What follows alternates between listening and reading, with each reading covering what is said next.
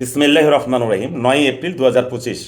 আলোচনার বিষয় হলো গাজার সেই গণহত্যার সমর্থনে কি আর কোনো র্যালির দরকার আছে? এটা হলো শিরোনাম।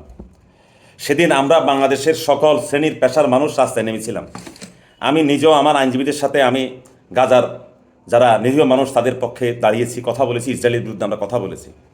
এবং সেদিনই অনাকাঙ্ক্ষিত ঘটনা ঘটে যায় বাংলাদেশের কয়েকটি জেলাতে।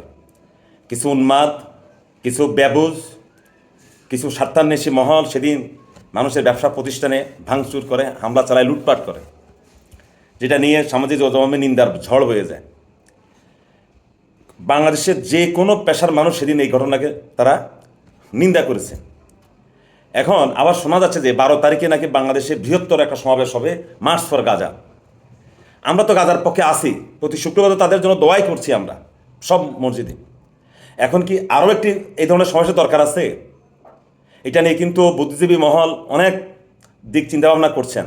অনেকে ভয়ে কথা বলেন না, কারণ তাদেরকে নাস্তিক উপাধি দেওয়া হবে, ইসরায়েলে দালাল দেওয়া হবে, ভারতের দালাল। বাংলাদেশের তো খুব সহজ ইহুদি দালাল বলাটা। আজকে দেখলাম সরকার পক্ষ থেকে বলা হয়েছে যে ১ সপ্তাহ পিছিয়ে দেওয়ার জন্য। জানি না তৌহিদি জনতার ব্যানারে আবার কি বক্তব্য আসে। তো আমি ব্যক্তিগতভাবে যেটা মনে করি, আমরা দাঁড়িয়েছি, আরও দাঁড়াবো, দোয়া করব। তবে মার্চ ফর গাজা যে কর্মসূচি আহ্বান করা হয়েছে, এটা বন্ধ করা উচিত। একটা কথা বলি, আমাদের বাংলাদেশে সেই ধরনের আমাদের অত্যাধুনিক যন্ত্রপাতি নাই যে আমাদের মিছিলে কারা ঢুকে, কারা বোম নিয়ে ঢুকবে, কারা অস্ত্র নিয়ে ঢুকবে, কারা ড্রিল নিয়ে ঢুকবে।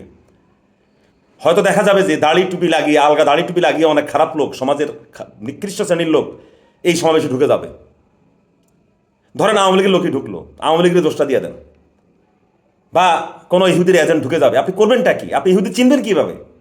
সে তো আপনার মতো পোশাক পরে ঘুরবে, একটা বোম মেরে দেবে, এক জায়গায় আগুন ধরিয়ে দিবে, তার সাথে আরও ১০ জন যারা বুঝবে না তারাও ওর সাথে গিয়ে আগুন ধরাই দিবে, একটা বাসে আগুন ধরাই দিবে, মানুষ পুড়ে মারা যাবে, একটা অফিসে আগুন ধরাই দিবে, বহুতল ভবনে মানুষ মারা যাবে।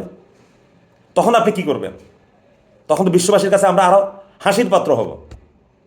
আমাদের তো ওই সক্ষমতা নাই, আমাদের ওই জনবলও নাই, ওই ধরনের আইন শৃঙ্খলা রক্ষাকারী এত সদস্য নেই বাংলাদেশে যে প্রত্যেক মিছিলকারীর জন্য একজন করে পুলিশ দিবে। এটা সম্ভব না।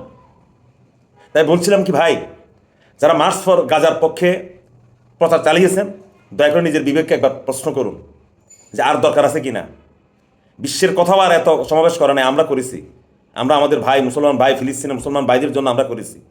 ইভেন সেই প্যালেস্টাইনের পশ্চিম তীর, যেখানে যে রামাল্লা, যেখানে বর্তমানে এই ফিলিস্তিনদের সরকার আছে, তারা পর্যন্ত এত সমাবেশ করে নাই ভাই, যে সমাবেশ আমরা করেছি বাংলাদেশের মানুষ। কেন?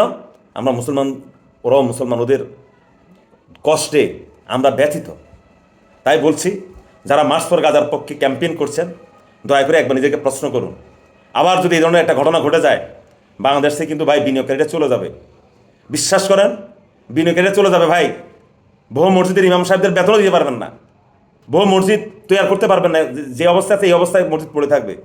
কারণ আমাদের ভাইরা বিদেশে চাকরি করে ভাই, ওরা টাকা পাঠায়, ওই টাকা আমরা মসজিদে দান খয়রাত করি, মসজিদের উন্নয়নের কাজে লাগাই। সব বন্ধ হয়ে যাবে ভাই, হাত পা এরকম বন্ধ হয়ে যাবে, ঝিমাই আসবে। তাই বলছি, মার্চ ফর গাজার যেটা আর দরকার নাই, আর দরকার নাই ভাই। এখন দেশে বিনিয়োগকারীরা সারা বাংলাদেশে তারা ঘুরতেছে, বিভিন্ন ইপিজেডে তারা যাচ্ছে।